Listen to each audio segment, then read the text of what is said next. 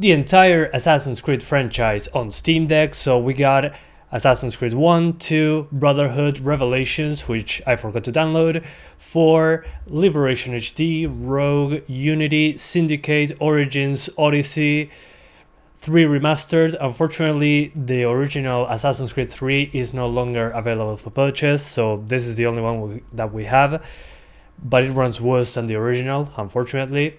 Assassin's Creed Valhalla, Mirage, and Shadows. The only Assassin's Creeds that I'm skipping are the ones that are side-scrolling games. As an example, Assassin's Creed Chronicles China is one of those that I'm skipping.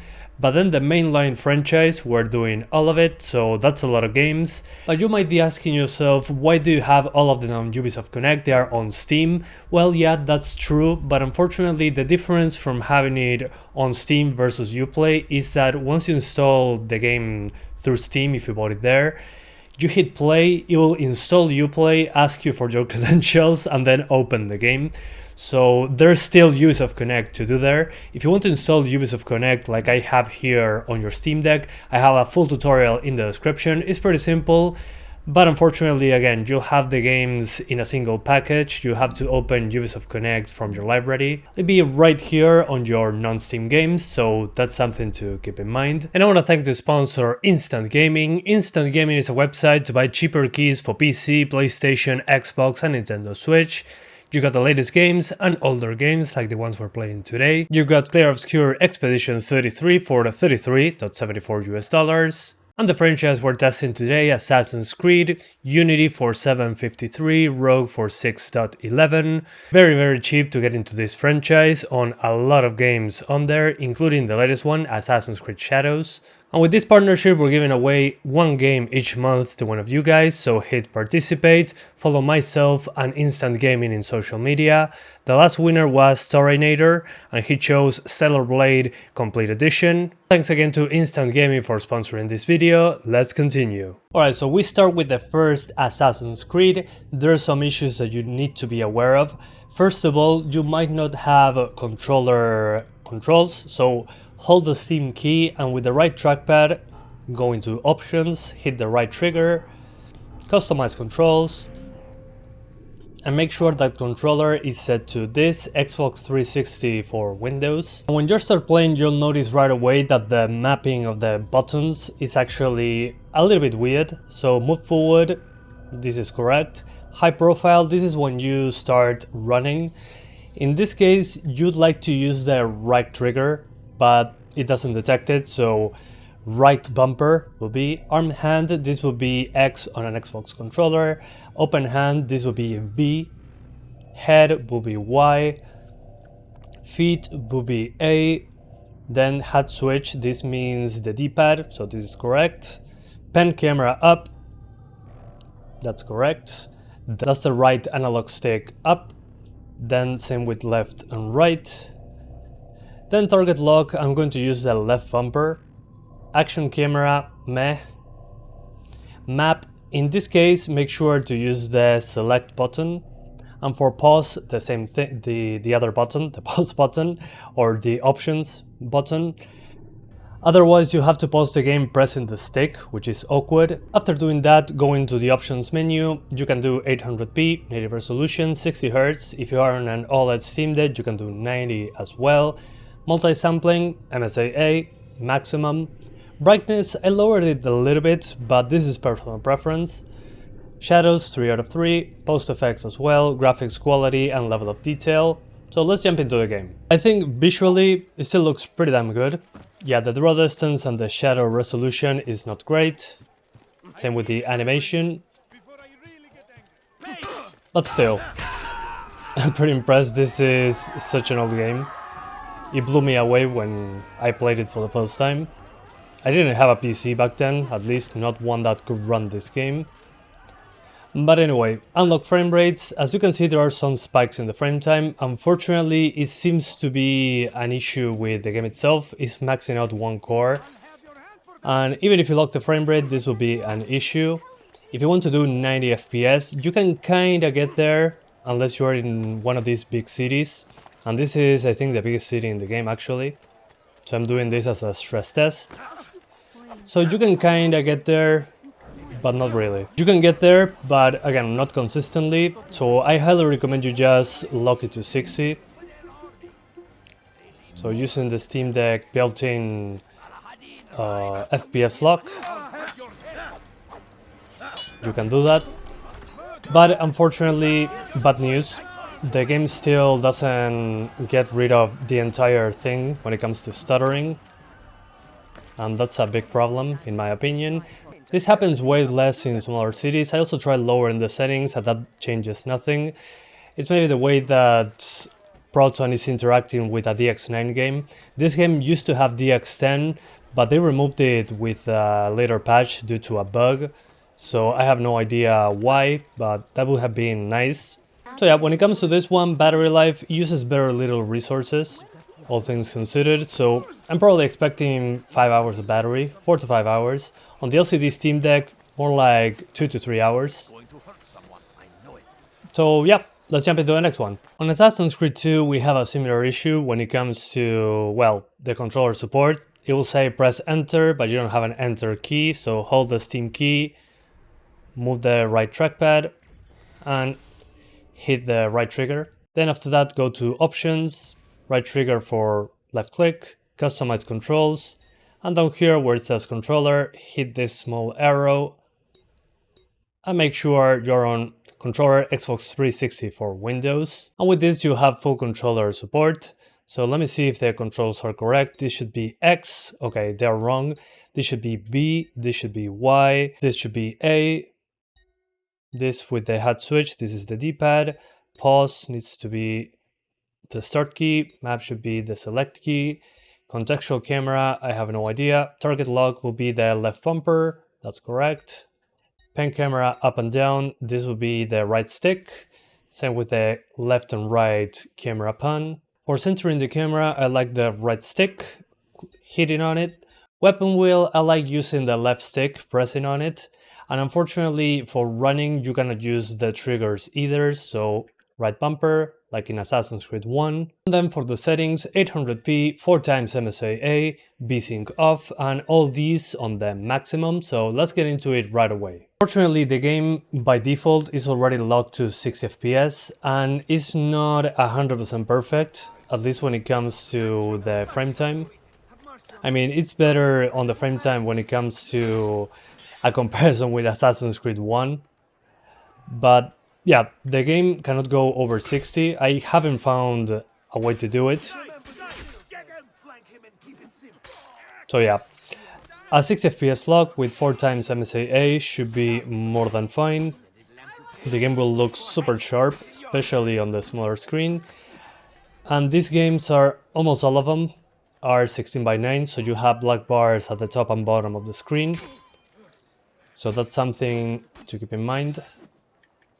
But it will be a very common occurrence. When it comes to this game, we had a remaster of this on PS4 and Xbox One that increased the quality of the effects, and it also the shadow quality and the draw distance. The draw distance in this game, at least on PC, is very poor, which again I'm not surprised about. This was a 360 PS3 game, so they had to do some cuts. But that's the biggest issue, I'd say, in my book, and the 60 FPS cap, because we should be able to do 90s on this one. Okay, I'm fleeing. Let's go up. And I miss the climbing like this so much from the older games. It was basically a small puzzle to get the climbing done. You actually had to think where to grab onto. It wasn't just holding a button and they're hitting me with rocks. Okay. So yeah, Assassin's Creed 2, fantastic game, highly recommended. If I find a way to increase the draw distance, there's probably a mod out there or something. I'm going to let you know. But again, as usual, these videos are to be as simple as possible, to see what, with the smallest amount of work, to get these games to run, so you can enjoy them. So yeah. Battery life, basically 5 to 6 hours, that would be my guess. And if you're on the OLED, sorry, on the LCD, probably 3 to 4 hours. Assassin's Creed Brotherhood, this is the one that I have the most hours in. 800p, 4x MSAA. I just lowered the environment quality a tiny bit because sometimes the CPU gets maxed out, the rest on the highest. And good news, you don't have to touch any of the controls. Everything works out of the box when it comes to controller support. And you're using the triggers to actually start running around, which is wonderful. And yeah, this one, at least for me, has no problems other than dropping frames here and there when running with unlocked frame rates. So you could target 90 FPS if you're on the OLED Steam Deck, but personally I'll just lock it to 60 because of things that happened on the other Assassin's Creed games. Those drops that are out of the blue, just running around. It's using 1 or 2 cores at 100%. And with 4x MSAA, I think you're more than fine. You can also do 2x if you want a bit more battery life. So let's lock it to 60. There you go. Alright, so battery life for this one, again, 5 hours probably on the OLED, 3 hours on the LCD. You can maybe stretch it up a little bit longer on the OLED. So yeah, I mean, very little GPU and CPU usage, at least when it comes to this one, except on the single core performance. But it works pretty damn well. This is one of those games that I'll buy a Steam Deck for. I played a shit ton of this game, and just the fact that I can play it on the go blows my mind. And if you don't know, you can actually throw enemies' weapons that you pick up, which in my opinion never gets old. Doinks! Yeah, it works pretty damn well to this day. So yeah, Assassin's Creed Brotherhood, highly recommended if you haven't played it. Basically, I recommend you finish Assassin's Creed 2 first. It's not necessary, but for the story-wise makes way more sense. Trust me, it's worth it. Some of the best era Assassin's Creed. So we jump, and boinks, dead. Let's jump into the next one. If like me you have the game on Steam, it'll still launch Uplay in the middle, and it'll ask you for your password and all that, a pain in the ass in my opinion. Make sure to go to properties, and on compatibility use Proton 8.0-5, otherwise the controller doesn't work for some reason, so you wouldn't have gamepad support. So on options, go to graphics, and once you're inside graphics, it's basically similar settings to Assassin's Creed Brotherhood. An environment, I lower it to 5, again draw distance, sometimes in this game can wreck performance. So welcome to Assassin's Creed Revelations. This one came out a while back as well, but it feels very, very polished, at least in my opinion. It will feel a lot like the other Assassin's Creed games that we played before this one. And we have some nice draw distance. We can actually go in a boat all the way to the other side. So that's pretty cool. So let's attack guys in armor with bare fists. So here we go. Come on, attack me. Ha! Gotcha! And like I said in the previous Assassin's Creed games, I highly recommend you lock it to 60. Otherwise, when you're going around running, you'll get drops pretty often. So keep that in mind. Also, that weird fog that is always on screen is actually a visual bug. You can get rid of that by going into a config file, but honestly, I don't think it's distracting. I think it looks fine. Kind of fits, honestly. But again, that's personal preference. So by looking into the distance here, this is when I played the game originally, where it drops frames the most. Because it uses one core at 100%, at least back then.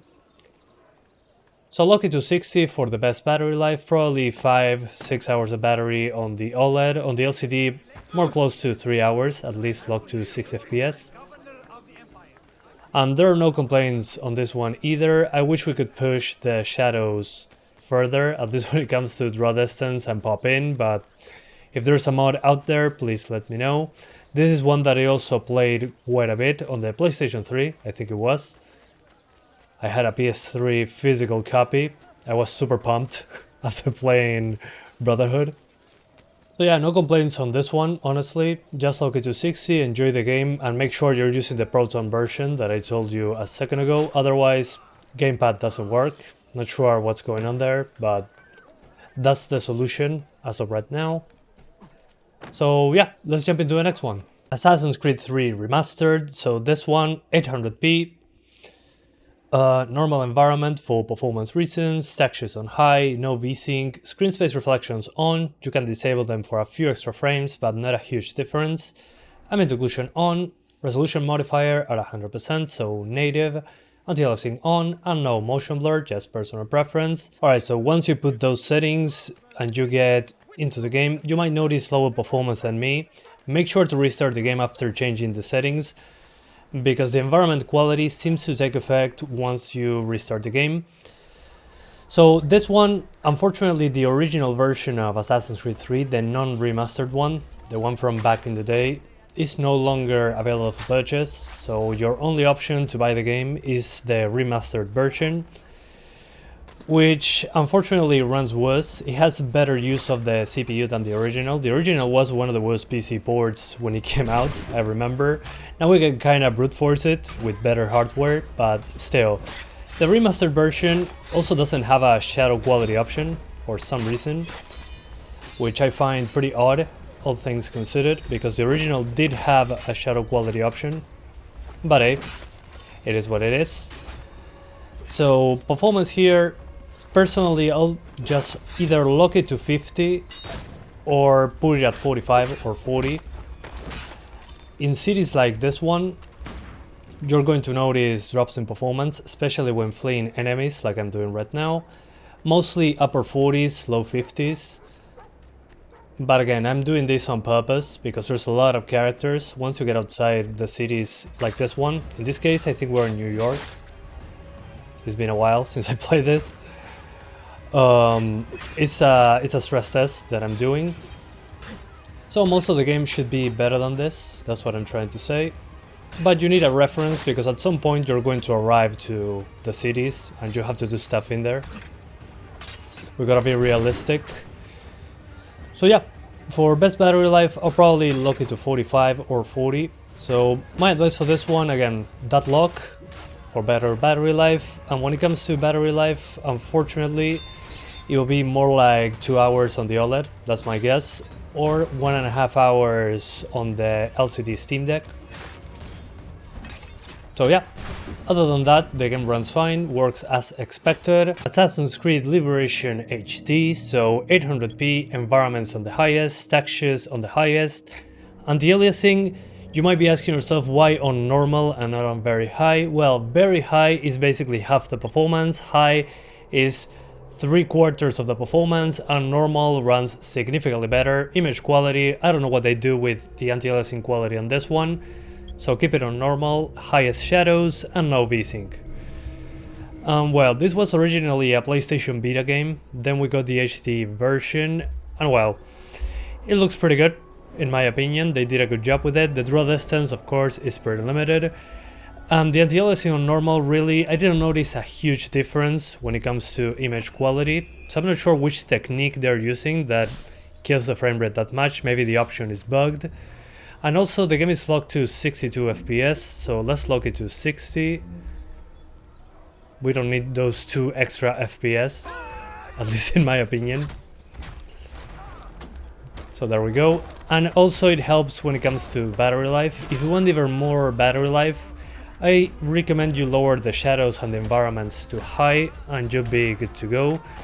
But one thing over the previous video that I made on this franchise, on the LCD Steam Deck, before I was actually not able to change the options in the graphics settings. The game crashed every time I opened the graphics settings. And that's fixed, apparently, probably a Proton version change or something. It's been a couple of years. That makes me feel old. So now you can actually tweak the settings, which is awesome to see. That was the biggest issue I had originally. And this one, at least with the settings that I'm using right now, 4 or 5 hours of battery on the OLED, on the LCD probably 2.5 hours. And if I lower it to high, add another 30 minutes. But the game looks great, in my opinion. It still holds up. Again, it started its life as a PS Beta game. I remember being blown away when it was announced, but I never played it on PS Vita personally. We actually have decent reflections, decent gameplay, decent shadows. It's basically an Assassin's Creed game, that's what I'm trying to say. And this one is still available on Steam to purchase and on Uplay. So yeah, luckily it hasn't been unlisted, at least not yet. So we'll see. Assassin's Creed 4 Black Flag, yet another one that is one of my favorites. This one wasn't a good PC port when it came out, and it's no different right now. Locked to 60, lots of performance drops here and there, but these are the settings that I recommend. We'll still have black bars at the top and bottom of the screen, 16:9 like the other Assassin's Creed games. So you're better off if you have an OLED Steam Deck, locking it to 60 and putting in 60 Hz as your monitor's refresh rate. So yeah, we're climbing. Oh well, on this one I also have lots of hours. But when it dropped the most for me was in certain ship combat scenarios and some parts of the of Nassau, which is here. And the idea here is to be as close to 60 as possible, and so far that's not a problem.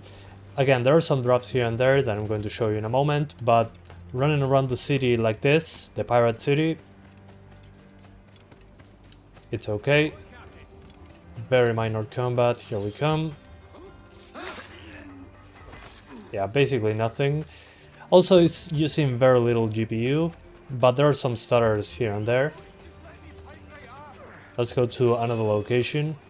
Now in Havana, it's a more complex city. You get to this city very early into the game, but it has a good amount of NPCs, a good amount of geometry, and yeah, it's usually a pretty good place to test. And when I move the camera very quickly, it drops a bit, but other than that, completely fine. Again, just a matter of...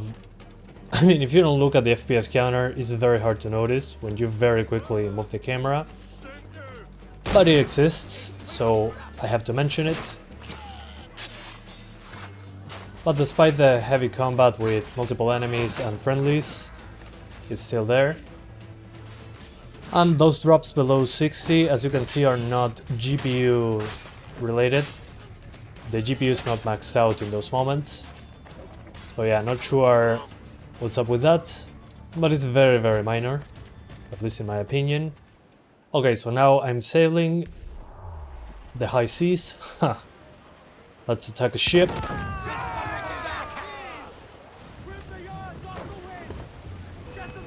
They don't seem to care that I'm shooting cannons at them. Ooh, that ship has a lot of health, but I do as well. Pop around, rescue those people. And the amount of smoke usually is what makes it drop pretty hard. There, the GPU usage is higher, but we're good.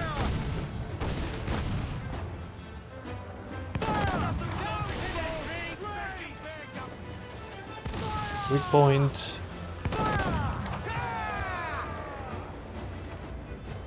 And mortar. Yeah, they have no chance against us. And one of the best features of this game, you can actually board the ships. Take that, Skull and Bones. You can shoot them in the meantime. But when you're boarding them, you can shoot them. But let's get into the ship right away. We gotta kill the main guy over there. That's okay. Easy. Rope.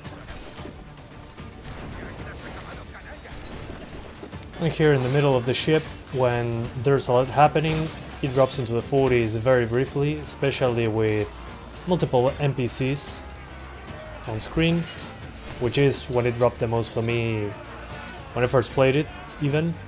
Let me see if I can shoot the captain in the face. Oops. Did I get him? Yeah, I did. And my own crew as well. Why not?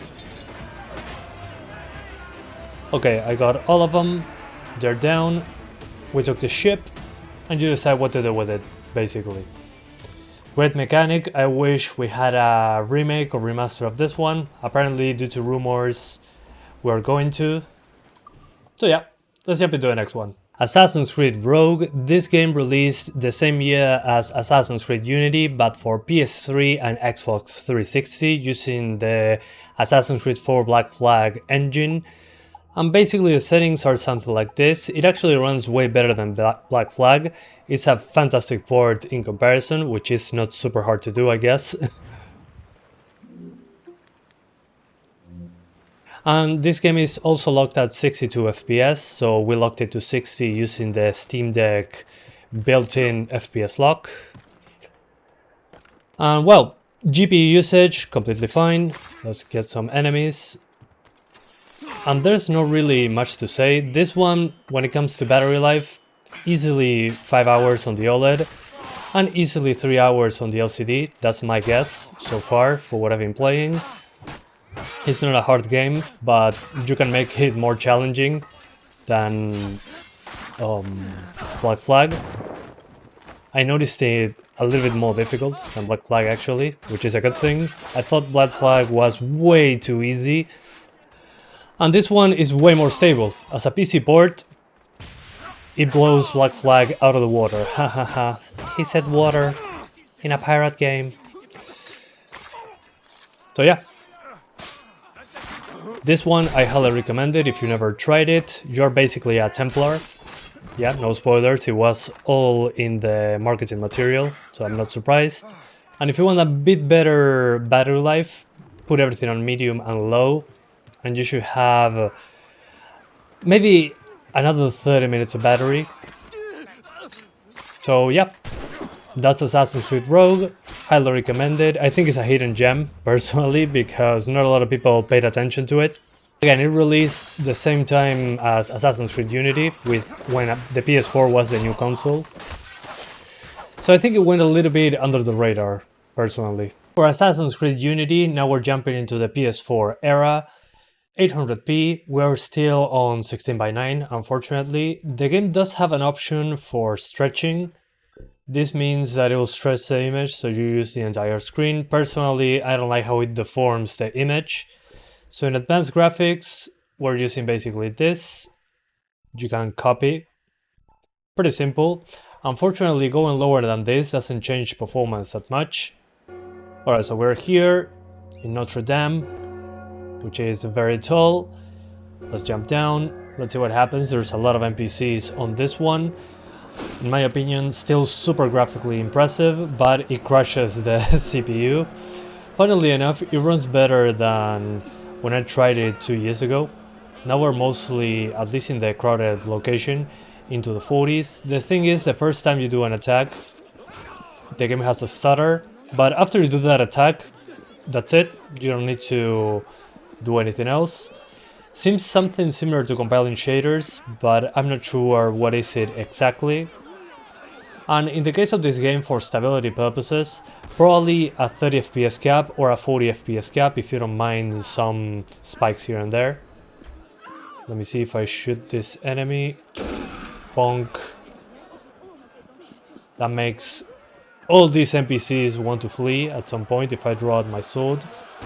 Out of the way! Oh, I cannot see anything. There we go.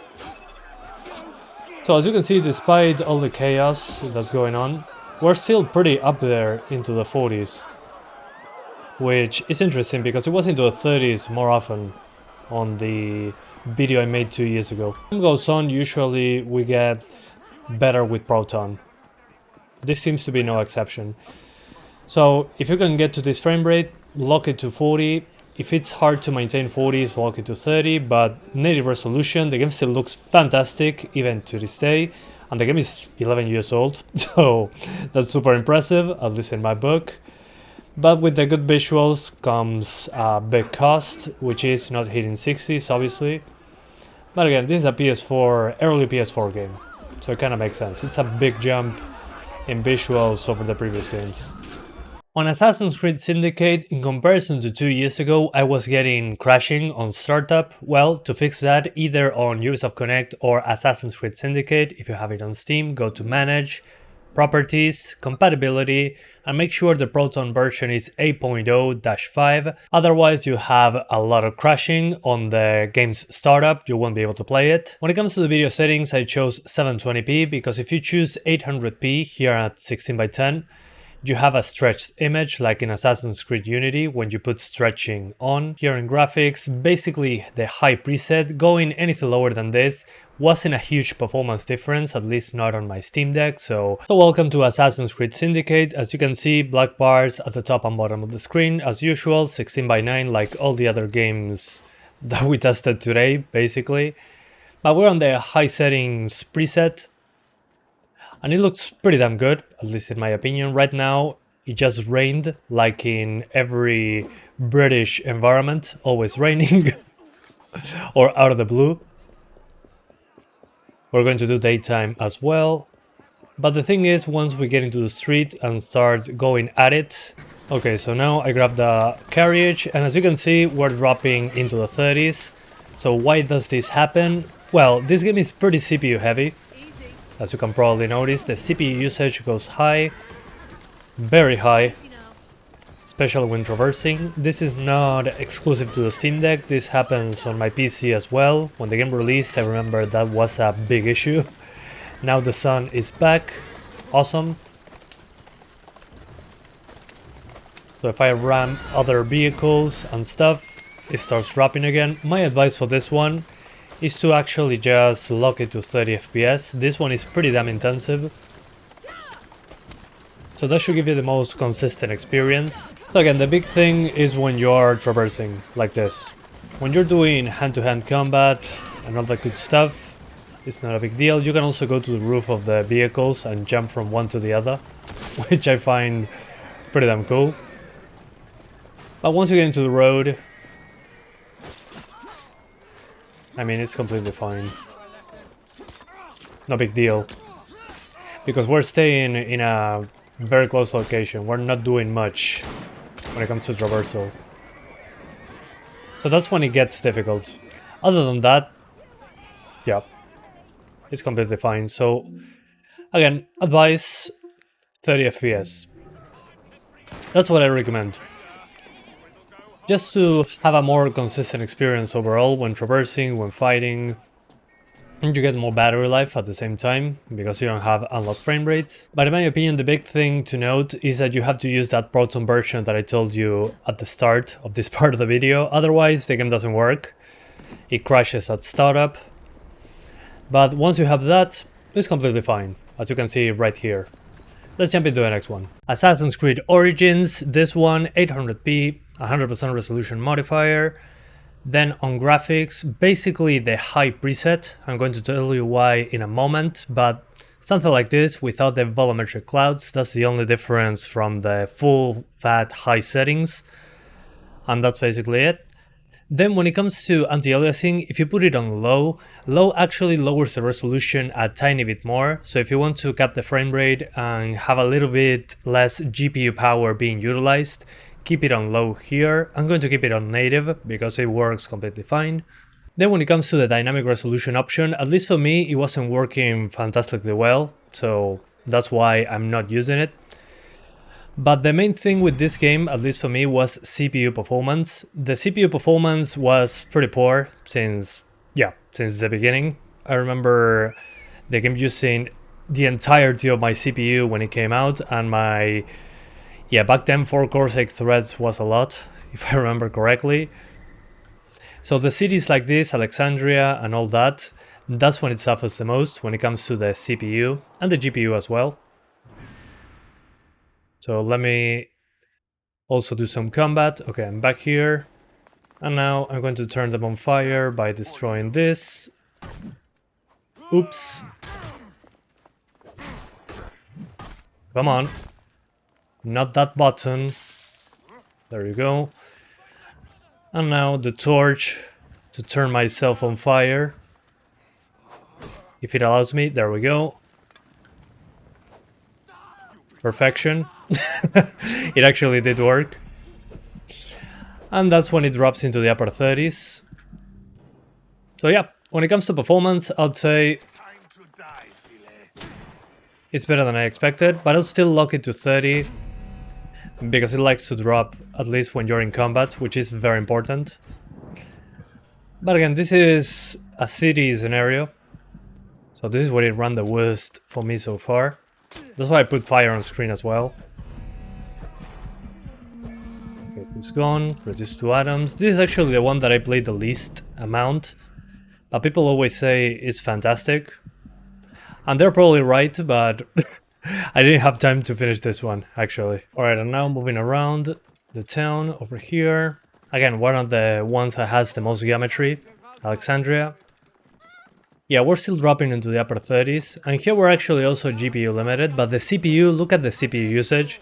It's basically killing the Steam Deck right now. There's also enemies looking for me, which also stresses the CPU more.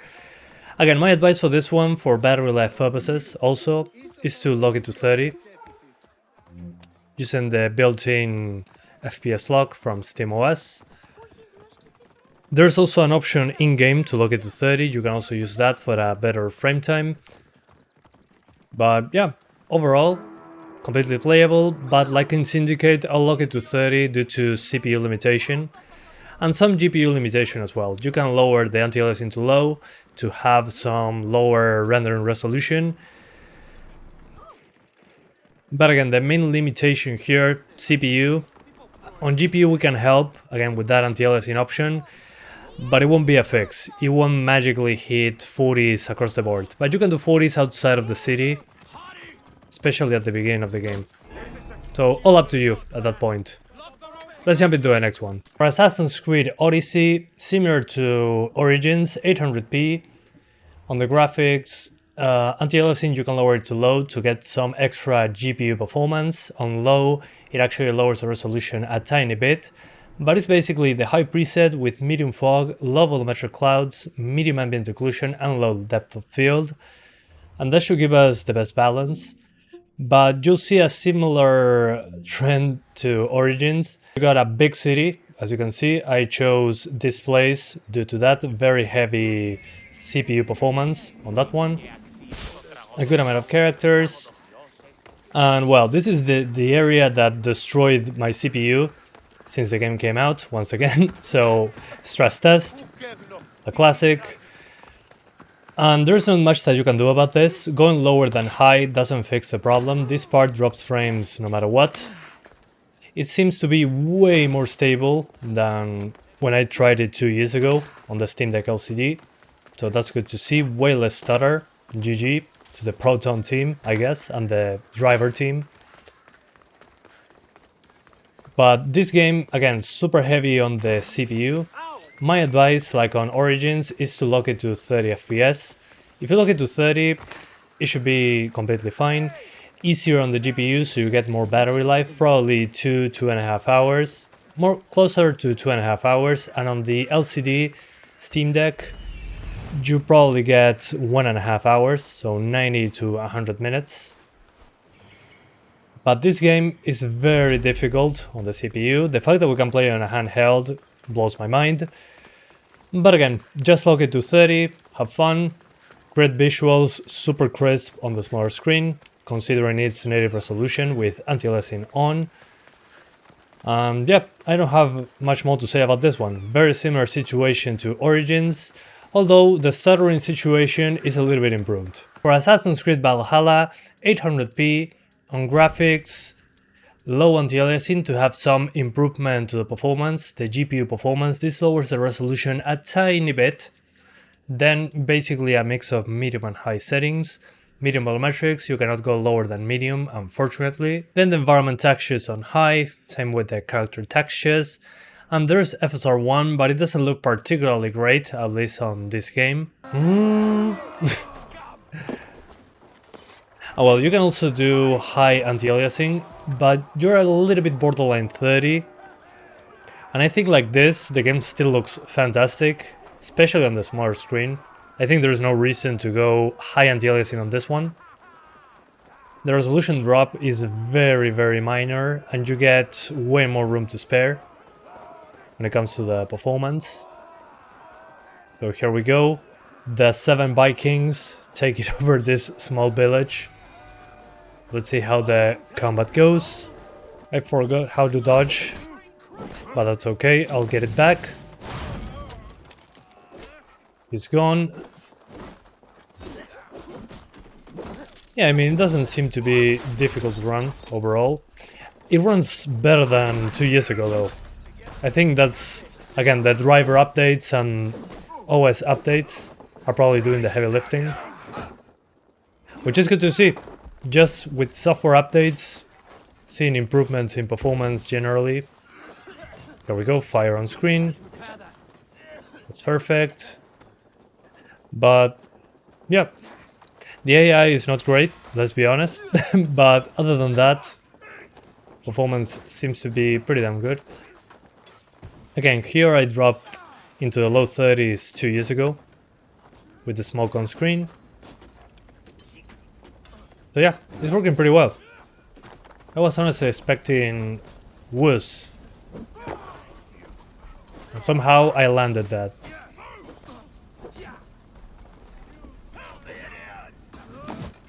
Whoa, I fell through the ground.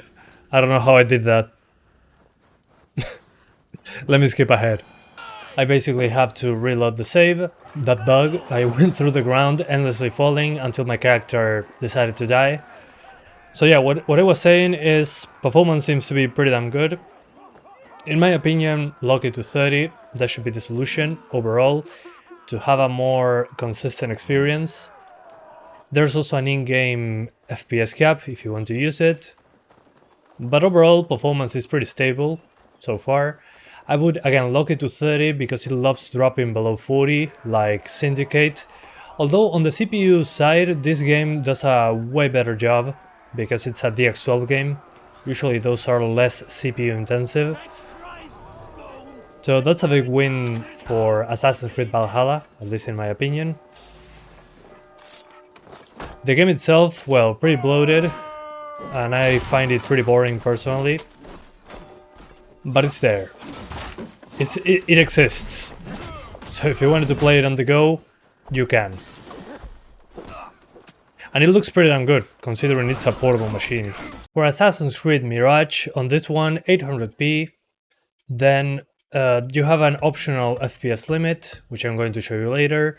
On the graphics, I made a mix of medium and low, basically, especially when it comes to the world detail. Shadows on medium, volumetrics on the clouds on the lowest. So yeah, you have basically everything that you need without any upscaling. We're using the native resolution with TAA, but you can use different solutions, XeSS and FSR2. I think TAA looks good enough, and if you're not satisfied with TAA, you can do native with XeSS or FSR2. But with unlocked frame rates, you can see what to expect. The game still looks great, at least in my opinion, and this is more of a slower game over the ones that I showed you a moment ago. Apparently they didn't do well with making this game more stealth focused. A very big reminder of the original, actually, when it comes to the setting and the character that we're playing as. But as you can see, despite the amount of characters and running around town, it's completely fine, above 30 FPS. My advice for this one is actually to lock it to 30, because it can get pretty hard, especially when there is more foliage on screen. That will happen later. I'm here on purpose because it's a city with more dense environments, as you can see, and more characters. But in this game you're not going all action like in the other ones. This is more made to be a stealth game, as far as I could understand. And it's also going to come out on iPhones. Not sure if it's already out. But there we go. So my advice for this one, apart from native resolution, is to lock it to 30. as I showed you at the beginning in the game options, but it works completely fine, actually. And I think visually it's pretty stable, which is good to see. I was expecting worse graphics at some point. The draw distance leaves a little bit to be desired, but this is to maintain 30s across the board. You can increase the draw distance if you want to. And finally, Assassin's Creed Shadows. So this one is deck verified, and we have a profile for the Steam Deck, and that profile actually doesn't allow you to change any of the settings by yourself. The only thing that allows you to change is frame generation, which I do not recommend in this case, and the upscaler type. You have XeSS, FSR, or TAA. Personally, in this game, XeSS looks significantly better, at least in my opinion, and you can control the sharpness now. I kept the dynamic resolution between 20 and 50%. Then, when it comes to the global illumination, whether you like it or not, in the hideout, you will have global illumination. You cannot turn it off there, but you can also have global illumination everywhere, which will destroy your performance. So just keep it on the hideout if you want the best possible performance in the game itself. And let's get into the game. Okay, so things to keep in mind. First of all, well, apart from this game being pretty new and having forced ray tracing in the hideout, it actually runs way better than I expected. Even when it came out, I was talking about this. The thing is, you don't have an option to actually tell the game, hey, I'm not a Steam Deck, let me unlock the full options menu. That's not possible. The game chooses settings for you. And the only thing that you can actually change is the amount of dynamic resolution. And the thing with that is that the game, whether you like it or not, is locked at 30 FPS. I think if you use dynamic resolution, I think if you use frame generation, it actually goes higher. But again, the base frame rate is 30 or less. The dynamic resolution is targeting 30. And the issue with that is that, I don't know, for example, you're looking at the sky and the dynamic resolution will tell the game, hey, go higher on the resolution. But then you look at something way more demanding. Okay, the game has 2 frames to fix the resolution to something smaller. So yeah, in that point of time, you have a drop into 28 FPS and then it will go back up, which, I mean, it makes sense. It's physics. You cannot really detect that in less than 2 frames. So that's going to happen whether you like it or not. You can remedy that a little bit by lowering the dynamic resolution to something lower than 20%. But I think overall it does a great job, considering, again, how new this game is and the mandatory ray tracing. I was expecting so much worse. So the open world is doing fine. Let's go to the hideout and see what happens. Alright, so I fast traveled to the hideout, and why is this important? Well, the hideout is actually the part of the game where it's impossible to disable ray tracing. So whether you like it or not, there is global illumination going on. I'm pretty sure it's because you can place your own buildings and move them around and all that, craft places. But at the same time, it feels disappointing, at least in my opinion. It's not like it's 100% necessary, at least in my opinion, but what do I know? But what you'll notice in the hideout is a way lower resolution. The dynamic resolution will be way more aggressive here because the GPU usage is much higher, again with the global illumination going, which is significantly more demanding. But I mean, it works. It's basically 30 FPS. On the smaller screen, it's not as noticeable, but you'll notice the pixelation, whether it is there or not. You'll see it, it's there. But when you're in the open world, I think it's fine enough. It runs way better than I expected. When I saw it was verified, I was like, okay, doubt. No way it will be at 30 FPS. But actually, yeah, it's pretty decent. I was expecting a lot worse than this. So there you have it. Every Assassin's Creed on Steam Deck, with a couple exceptions on 2D games, or 2.5D games, better said. Performance, well, if you wanted to revisit the previous games that are not the newest ones, you can completely do it on Steam Deck. It's fantastic for that type of experience. Personally, I'm a huge fan of the Ezio collection, so I played all the Ezio games on Steam Deck. I finished them once again. I finished them a couple times, but man, what a bunch of legendary games. There's also Assassin's Creed Unity, Syndicate that run at a lower frame rate, but are still pretty decent. They are native resolution on Steam Deck.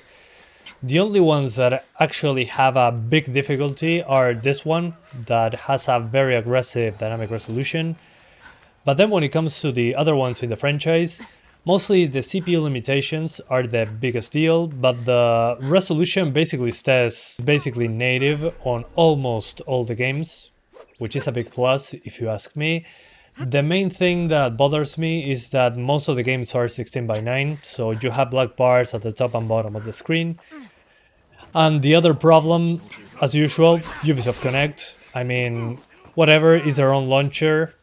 But the thing is, even if you buy the game on Steam, you still have them linked to a Ubisoft Connect account. That means that each time you launch the game, it will open Ubisoft Connect and then launch the game, whether you have it on Steam or not. So again, if you buy them on Steam, you still have to log in.